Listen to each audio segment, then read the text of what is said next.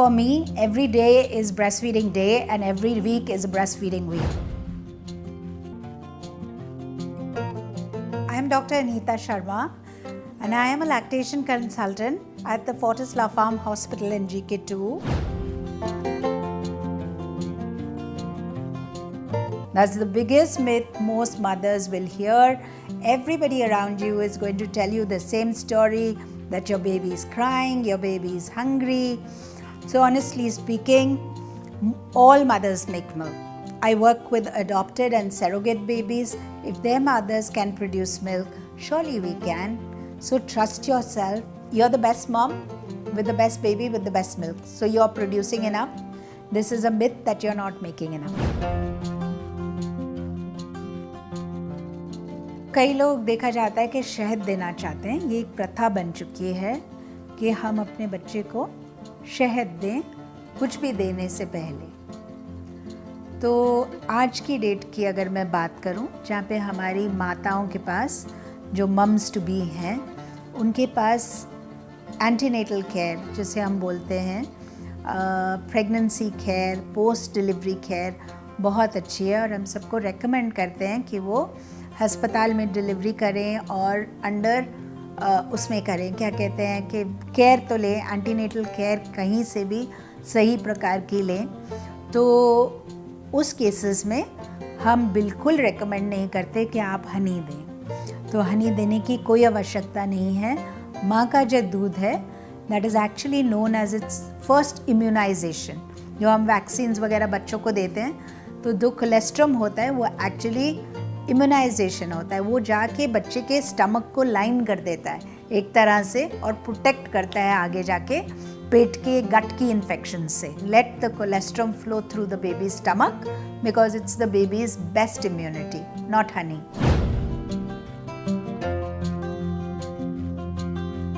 बच्चों को पहले 6 महीने कुछ भी नहीं चाहिए होता है. 88.1% जो आपका दूध है उसमें पानी है. वो पर्याप्त है आपके बच्चे की हाइड्रेशन के लिए.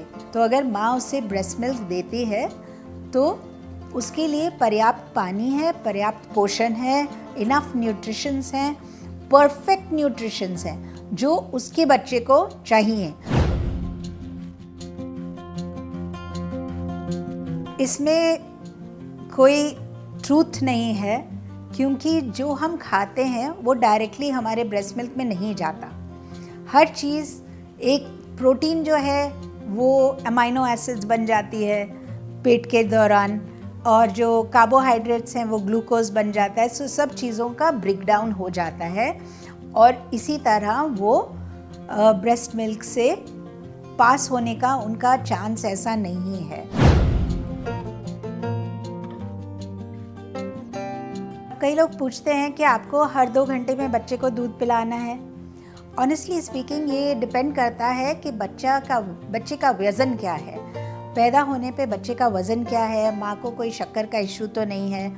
वैसे आप बच्चे को जो अबव एवरेज वेट बेबीज़ होते हैं, जो लो बर्थ वेट बेबीज़ नहीं होते, उनको आप आराम से डिमांड फीड करा सकते हो. अगर आपको लगता है कि उसका वज़न बहुत कम है, बर्थ वेट जो होना चाहिए उससे कम है, 2 किलो का है या ऐसे है, तब हम कहते हैं हर तीसरे घंटे में बच्चे को ज़रूर फीड कराएं.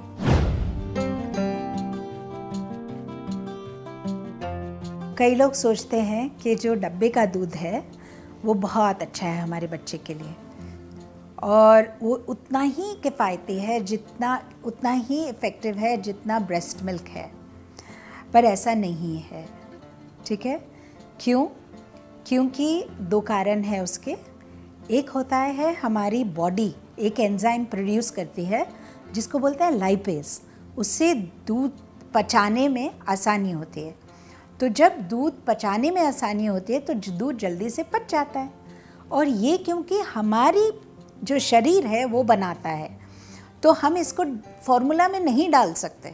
और दूसरी चीज़ जो है वो ये है कि ये एंटीबॉडीज़, अगर मान लीजिए मेरे माँ को खांसी है या ज़ुकाम है, तो माँ के शरीर में उनके अगेंस्ट एक इम्यूनिटी, एंटीबॉडीज़ जिसे हम कहते हैं, वो प्रोड्यूस होती हैं. तो ये जो एंटीबॉडीज़ हैं ये बेबी में ब्रेस्ट मिल्क के दौरान ट्रांसफ़र होती हैं। तो ये डब्बा वाली कंपनी ये दोनों चीज़ें नहीं डाल सकती।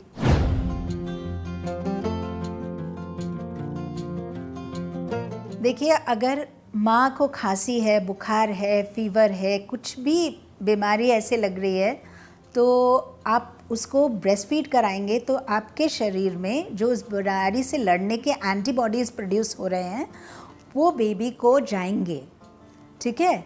तो आप उसे उस बीमारी को लड़ने की क्षमता ज़्यादा देंगे। HIV मदर्स भी फीड करा सकते हैं, वो अलग बात है, उनके लिए सेपरेट क्राइटेरियाज हो सकते हैं, ठीक है। जब तक कि कोई लीजन, कोई ऐसे पस या कोई जैसे चिकन पॉक्स है वो ब्रेस्ट के ऊपर नहीं है जहाँ पे बच्चा कांटेक्ट में आ रहा है, ठीक है, या आप बच्चे के ऊपर खांस रही हैं, आपको TB है, तब उसमें उनको इन्फेक्शन होने के चांसेस होते हैं।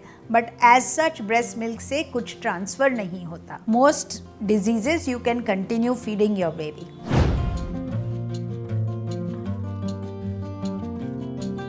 बच्चा पैदा करा है तो उसी प्रकार अगर माँ ने ब्रेस्ट फीड कराया है तो कुछ चेंजेस होती हैं, पर ये नहीं कि वो बिल्कुल कम्प्लीटली सैग कर जाती हैं।